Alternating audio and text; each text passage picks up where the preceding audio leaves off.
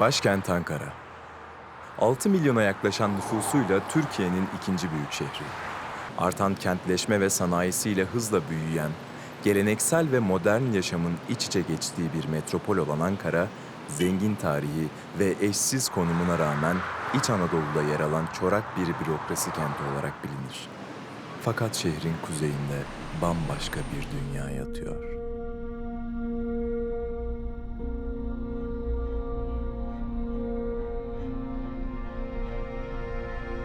Ve bu dünyanın bambaşka sakinleri var.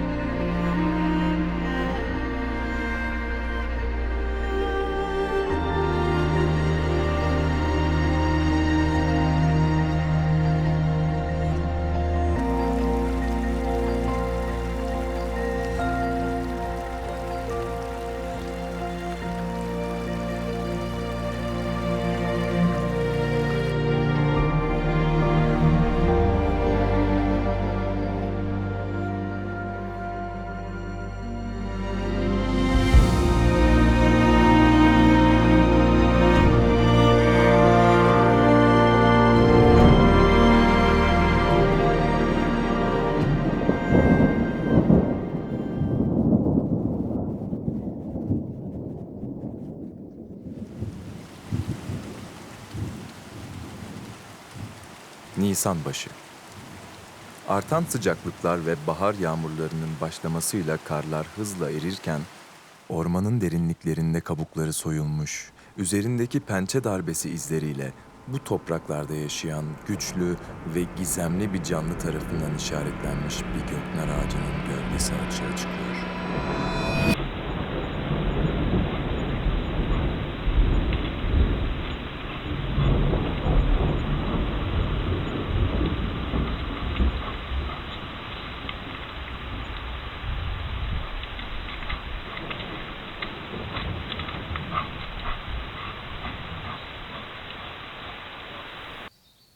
İlkbaharda havaların ısınmasıyla toprak da çözünmeye başlayarak bitkilerin büyüyebilmeleri için mükemmel koşulları sağlar. Uzayan gündüzler, artan güneş ışığı ve bahar yağmurları bitkiler tarafından büyüme ve çiçek açmak için kullanılırken bu süreçler tüketicileri de açığa çıkarır. Baharın gelmesiyle inlerini terk eden bozayılar, kışın kaybettikleri vücut ağırlıklarını tekrar kazanmak için hızla beslenirken, aynı zamanda sürtünme ağaçlarını da ziyaret etmeye başlarlar.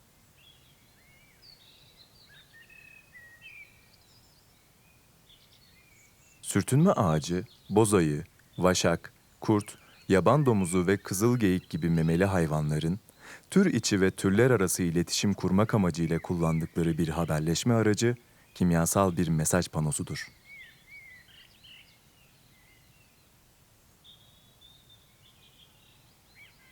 Eş bulma, bölge işaretleme, haberleşme ve güvenlik. Tüm bu canlıların hayatta kalmaları ve soylarını devam ettirebilmeleri için vazgeçilmez olan bu unsurların kesişim noktası sürtünme ağacıdır. Ayılar tarafından özellikle Mayıs-Temmuz ayları arasında gerçekleşen çiftleşme döneminde kullanılan bu ağaçlar, baharın gelmesiyle ilk ziyaretçilerini çekmeye başlıyor.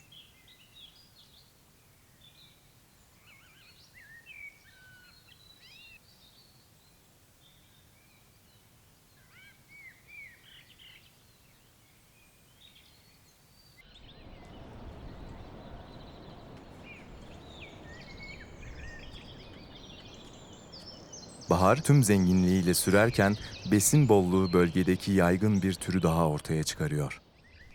Yaban domuzları hem bitkisel hem de hayvansal beslenen hepçil canlılardır. Bitki kökleri, mantarlar, küçük memeliler ve böcekler gibi bulabildikleri hemen her şeyi yerler.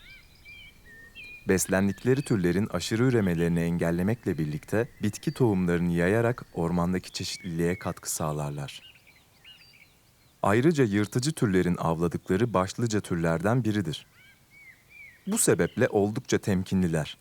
Çünkü bu orman yolunu kullanan başka canlılar da var.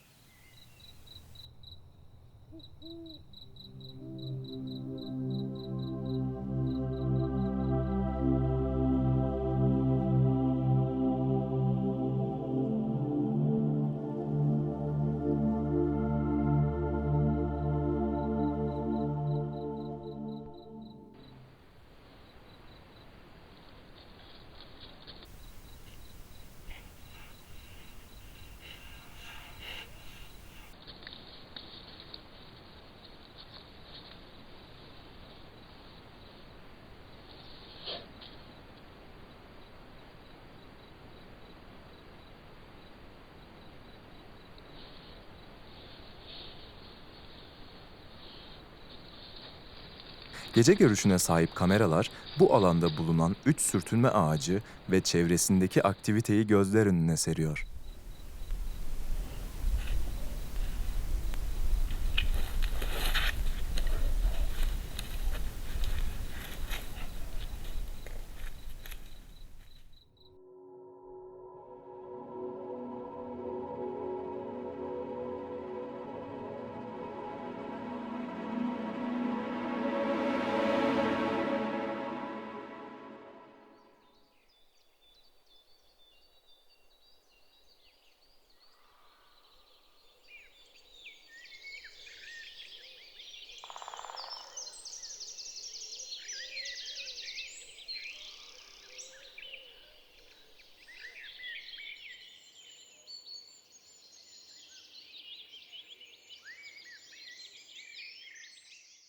Vaşaklar ağacı tırnaklayarak bölgelerini işaretlerler.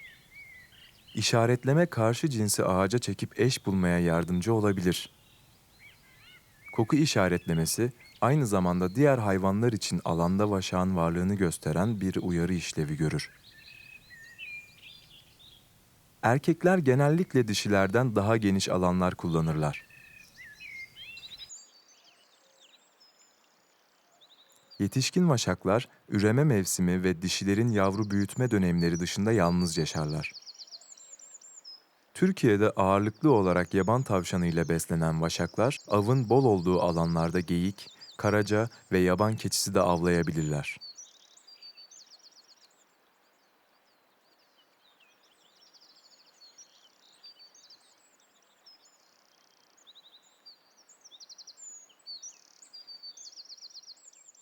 Haziran ayı, sürtünme ağaçlarının en çok ziyaret edildikleri dönemdir.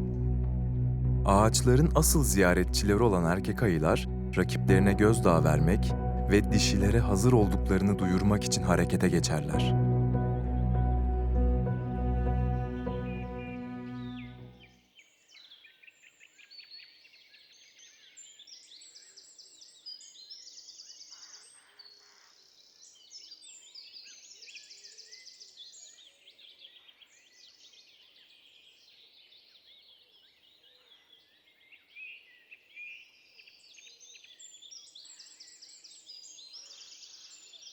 İki metre 20 santimetreye varan boyuyla sürtünme ağacının en iri ziyaretçisi. Dev bir erkek bozayı. Erkek ayılar sürtünme ağaçlarını başta sırtlarındaki bezeler olmak üzere vücutlarının sürtebildikleri her yeriyle işaretler. Bununla yetinmeyip ağaca gelip giderken bir de etrafına işerler. Bu ayıdan sadece yarım saat sonra ağacı ziyaret eden kurtları başka bir erkek ayı takip ediyor. Boz ayılar dahil birçok memeli hayvan türünde baskınlık hiyerarşileri mevcuttur. Daha yaşlı, daha büyük ve agresif erkek ayılar dişiler için rekabette ve besin kaynaklarına erişim konusunda diğer erkek ayıları devre dışı bırakırlar.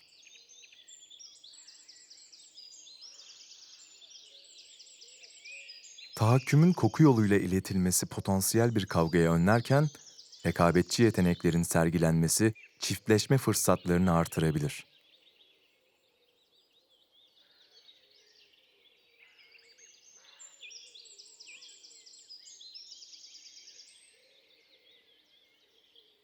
Ağaçtan tırnaklanarak çıkarılan reçinenin bırakılan kokuyu daha uzaklara taşıdığı, ve ağacın tespit edilmesini kolaylaştırdığı düşünülmektedir.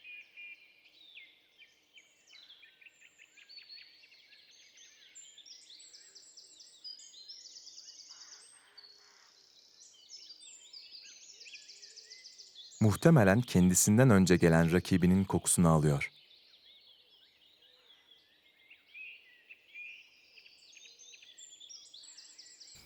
Dişi ayılar bu dönemde seçici cinsiyettir. Eş seçimlerinde görsel ve koku sinyallerine güvenirler. Kokuyu bırakan hayvanın türü, sağlığı, genetik uygunluğu, yaşı, son geçiş aralığı, akrabalık ilişkileri ve bölgesi dahil olmak üzere pek çok bilginin elde edilebildiği tahmin edilmektedir. Sürtünme ağacı aracılığıyla tüm bu türler aynı anda, aynı yerde bulunmadan popülasyon düzeyinde iletişim kurabiliyorlar. Dişi bir kızıl geyik. Yaşamını tehdit eden bu yırtıcıların kokusundan ötürü tedirgin. Geyikler görünürde herhangi bir işaretleme yapmazlar. Fakat düzenli olarak gelip sürtünme ağaçlarını koklarlar.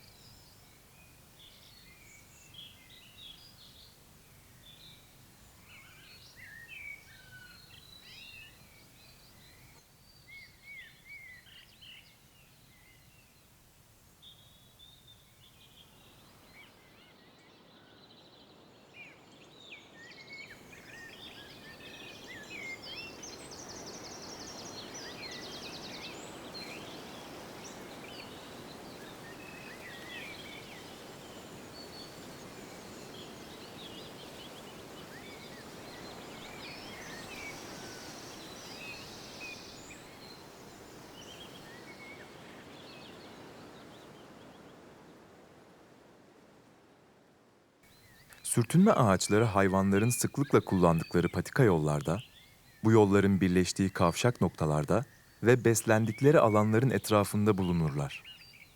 Asıl amaç diğerlerine mesaj bırakmak olduğu için seçilen ağaç çevresindekilerden daha farklı ve belirgin olmalıdır.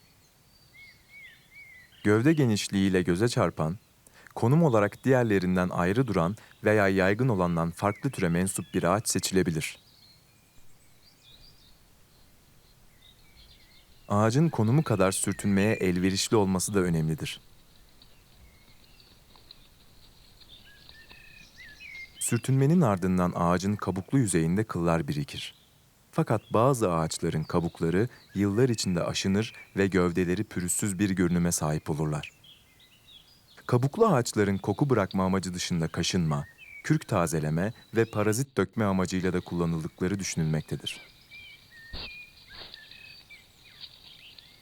Her biri birbirine kabaca 250 metre uzaklıkta bulunan bu ağaçların üçü de ayılar tarafından kullanılırken domuzlar yalnızca birine sürtünür, vaşaklarsa bir diğerini işaretlerler. Bu tercihlerin sebepleri bilinmemektedir.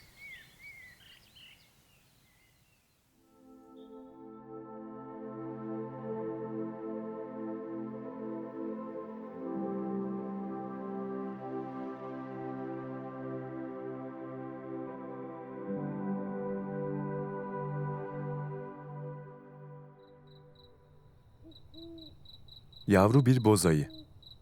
Sürtünme ağaçları ve çevresi yavru ayılar için oldukça tehlikelidir. Erkek bozayılar dişilerle çiftleşebilmek için yavru ayıları öldürürler. Bu sebeple anne ayı oldukça temkinli. Bu ziyaretin amacı yavruya ağacı ve davranışı tanıtmak olabilir.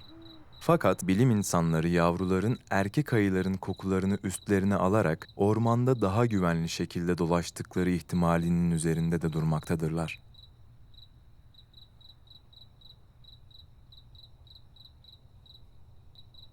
Oldukça nadir gerçekleşen bir ziyaret. Porsuklar da koku aracılığıyla iletişim kurup bölgelerini işaretlerler.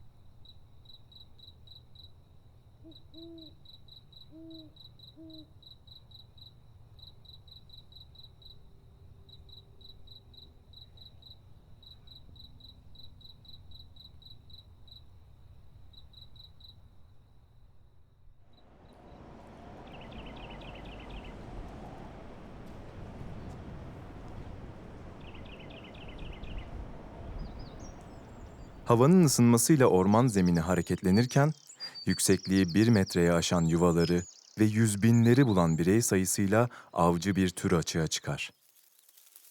Kırmızı orman karıncası. Etobur bir canlı olan bu tür, salgıladığı formik asit sayesinde avını etkisiz hale getirir. Arıdan kelebeğe, solucandan tırtıla pek çok canlıyı tüketirler. Yuvalarını orman zemininden topladıkları kozalak ve iğne yaprak gibi materyallerle inşa ederler. Koloninin güvenliği söz konusu olduğunda potansiyel tehdide karşı oldukça agresif davranıp saldırıya geçerler.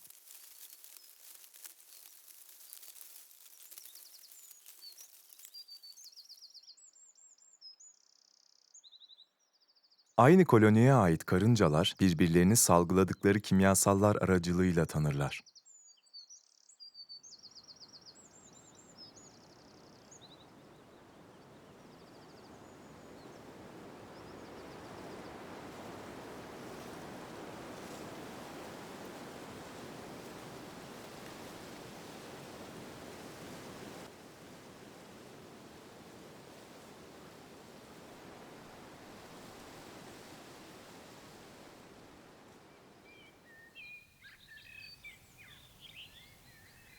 Yaban domuzunun sosyal yaşamı, sürüden izole yaşayan yalnız yetişkin erkekler ve genç domuzlarla birlikte dişi gruplarından oluşur.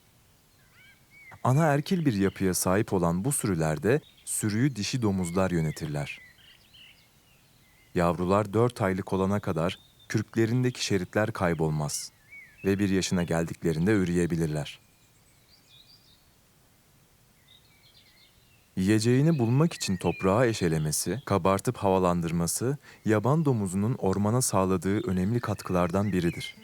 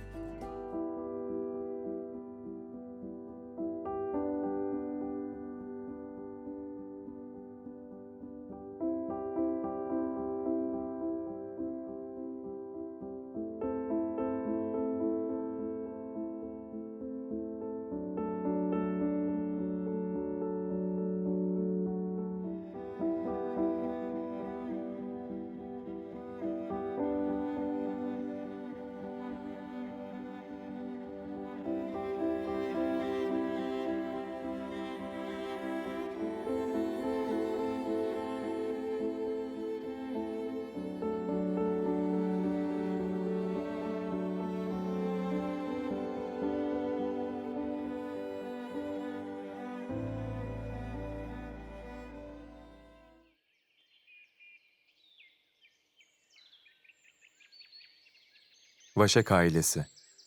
Yavruları epey büyütmüş olan anne vaşak kürkünü temizlerken yavrulardan biri ağacın ziyaretçileriyle ilgili.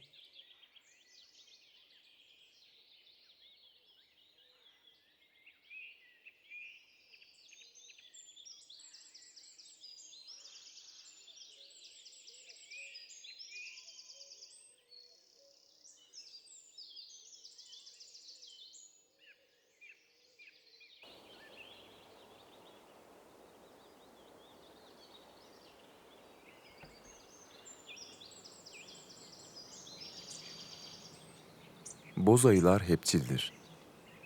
Türkiye'de ağırlıklı olarak bitkisel beslenseler de yoğun kar yağışı alan yüksek rakımlı bölgelerde daha çok avlanabilirler. Bozayının varlığı, yaşadığı ekosistemin sağlıklı olduğunun bir göstergesidir.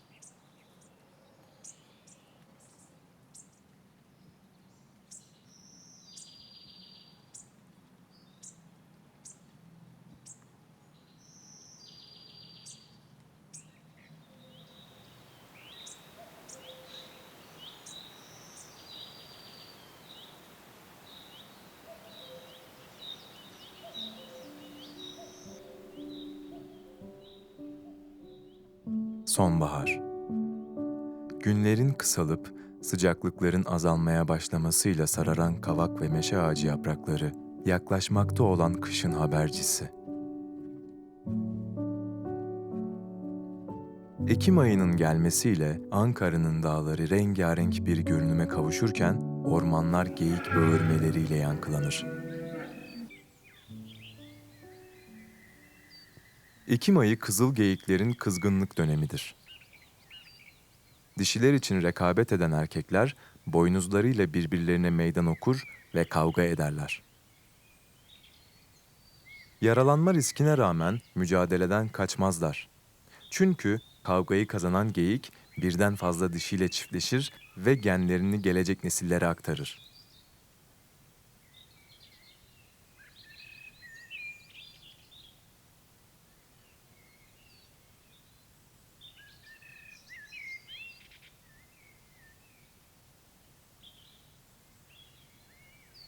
Kızışma dönemi sona erdiğinde geyikler güçlerini geri kazanmaya ve önlerindeki kışa hazırlanmaya başlarlar.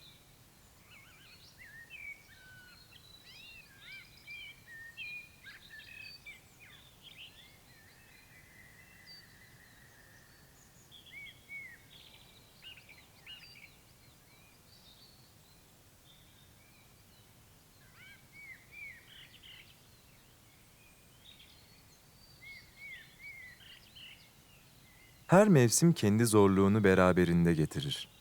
Bir canlının hayatta kalması bu zorluklara karşı gösterdiği uyum sağlama becerilerine bağlıdır.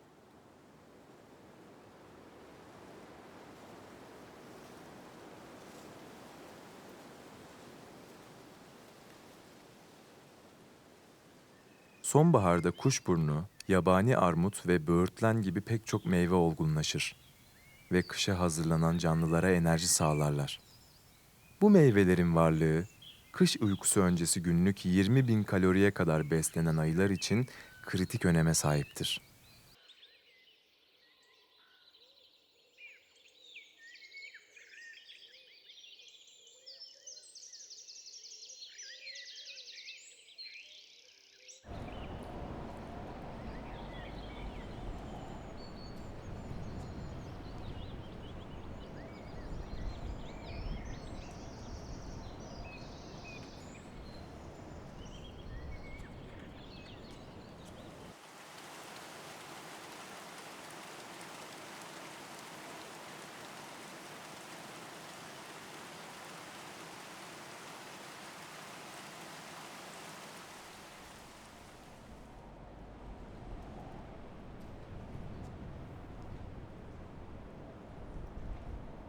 Kar yağışının başlamasıyla sürtünme ağaçlarına yılın son ziyaretçileri geliyor. Kış ayları ağaçların en az ziyaret edildikleri dönemdir. Bu dönemde porsuklar derin kış uykusuna yatmayıp bir çeşit uyuşukluk durumuna girerler. Bu durum kış uykusundan farklıdır çünkü istemsizdir. yalnızca çevre şartları zorlaştığında gerçekleşir. Ankara'nın ormanları kar ve buzla kaplanırken şartlar zorlaşır. Fakat bazı canlılar bu durumu avantaja çevirir. Oldukça sosyal hayvanlar olan kurtlar sürüler halinde yaşarlar. Sürünün büyüklüğü mevsime, bölgedeki avın bolluğuna ve türüne bağlı olabilir. Kurt sürüsü, üreyen baskın yaşlı bireyler ve her biri sürü içinde ayrı kişilik özellikleri ve rollere sahip olan astlardan oluşan karmaşık bir sosyal ailedir.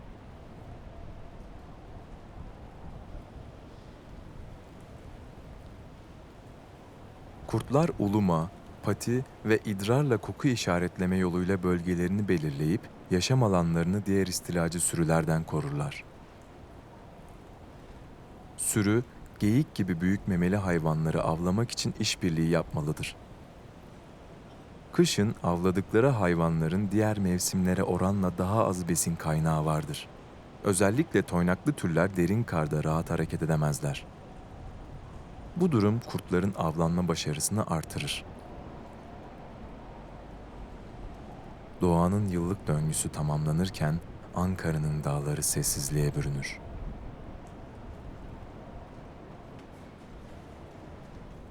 Sürtünme ağaçları karlar altında kalır. Bozayılar inlerine çekilirler.